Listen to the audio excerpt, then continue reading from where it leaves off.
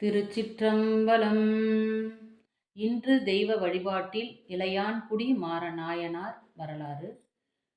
பரமக்குடிக்கு சுமார் 9 கிலோமீட்டர் தொலைவில் இருக்கும் ஊர் இளையான்குடி. அந்த ஊரிலே வேளாளர் வகுப்பிலே பிறந்தவர் மாறனார். இளையான்குடியில் பிறந்ததால் இளையான்குடி மாறனார் என்று அழைக்கப்பட்டார். இவருடைய பெற்றோர் பெயர் குறிப்பிடவில்லை. உழவு தொழிலை ஈடுபட்டிருந்தார். மாறனார் மிகுந்த செல்வம் உடையவராகவும் பல காணி நிலங்களுக்கு உரிமை உள்ளவராகவும் இருந்தார். சிவபக்தி மிக்கவர். விருந்தோம்பலில் இவர் நிகரற்றவராக விளங்கினார். இவர் எந்த நேரமாயிருந்தாலும் எத்தகைய சூழ்நிலையிலும் அனைவருக்கும் உணவுபடுத்தி மகிழ்வதிலே குறிக்கோளாக இருந்தார். சிவனடியார்கள் கணக்கற்றவர் இவர் இல்லம் நாடி செல்கின்றனர். இவர் புகழ் எங்கும் பரவியது. 1000 வெள்ளி ஊதியம் பெறும் ஒருவர் 200 வெள்ளியை நன்கொடையாக தந்தால் அது பாராட்டுதலுக்கு உரிய செயலாகும். இளையான்குடி மாறனாரை பற்றி சிலர் இவ்வாறே பேசினர். அவரிடம் செல்வம் இருக்கின்றது, அதனால் வருகின்றவருக்கு விருது படைக்கிறார், உறங்குவதற்கு இடமும் தருகிறார் என அவர்கள் பேசினார்கள். அனைத்தும் அறிந்த அம்பலவாணர் இதை அறிந்தார். அல்லல் மிகுந்த வறுமை வந்தாலும் என் பக்தன் விருந்தோம்பலிலிருந்து விலக மாட்டான் என்பதை உலகிற்கு காட்ட விரைவில் வறுமை வர செய்தார். வறுமையும் வந்தது. ஆனால் அடியார்களுக்கு அன்னம் அளிப்பதை நிறுத்தவில்லை. தன்னிடம் இருக்கும் நிலங்களையெல்லாம் விற்றார். பின்னர் ஆடை ஆபரணங்களையும் விற்றார்.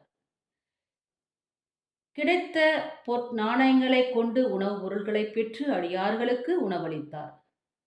இறுதியில் மற்றவர்களிடமும் கடமும் வாங்கி உணவு படைக்கும் நிலையும் வந்தபோதும் மனம் தளராமல் அடியார்களுக்கு அன்னம் வழங்கினார்.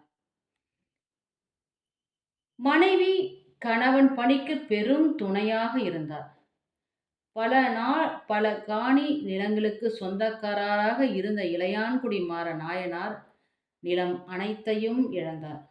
ஒரு சிறு நிலப்பகுதி குத்தகைக்கு எடுத்துக்கொண்டார். அந்த நிலத்தில் நெல் விளைவித்துவிட்டு வீடு திரும்புகிறார். அந்த இரவு நள்ளிரவை நெருங்கி கொண்டிருந்தது. வீட்டுக்குள் வெளியில் கடுமையான மழை பெய்தது. காற்று சுழன்றடித்தது. வீட்டில் உணவு இல்லை.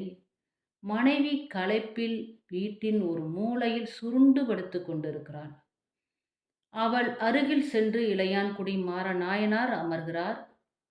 உங்கள் பசிப்போக்கு எனக்கு வழி தெரியவில்லையே. இது மனைவியின் கவலை. சமையலுக்கென்று எதுவுமே இல்லை. இருவருக்கும் வயிற்று பசி. இருவரும் நீரை குடித்துவிட்டு கண்களை மூடிக்கொண்டு ஓம் நம சிவாய, ஓம் நம சிவாய, ஓம் நம சிவாய என்று கூறுகின்றனர். மீண்டும் மீண்டும் கூறுவதிலேயே மன நிம்மதி அடைகின்றனர். அப்போது அந்த இரவில் ஒரு குரல், ஐயா, இளையான்குடி மாறநாயனாரே, பசியோடு வந்திருக்கின்றோம் என்று ஒரு குரல் கேட்கிறது. கணவனும் மனைவியுமாக வெளியே வருகின்றனர். மழையில் நனைந்தவாறு ஒரு சிவனடியார் நின்று கொண்டிருக்கிறார். வாருங்கள் வாருங்கள் என்றார் இளையான்குடி மாறநாயனார். வந்திருந்த அடியாரின் திருமேனியை துடைத்து விடுகிறார். மாற்று உடையும் தருகிறார். சற்று நேரம் இளைப்பாருங்கள் ஐயனே என்கிறார். வந்த அடியார் தலையில் சுருண்டு படுத்துக் கொள்கிறார். பசியிலும் நடந்து வந்த களைப்பிலும் மயக்கம் முற்றவர் போல் கண்களை மூடிக்கொள்கிறார். வந்தவர் பசியை போக்க வேண்டும், என்ன செய்வது என்று மாறனார் யோசிக்கிறார். அதே எண்ணம் மனைவிக்கும் ஏற்படுகிறது. ஆனால் என்ன செய்வது? வெளியில் பெரும் மழையாக இருக்கிறது. யாரிடமும் எதுவும் கேட்க முடியாது என்கின்றனர். ஒரு யோசனை கூறுகிறாள் இளையான்குடி மாறனாரின் மனைவி.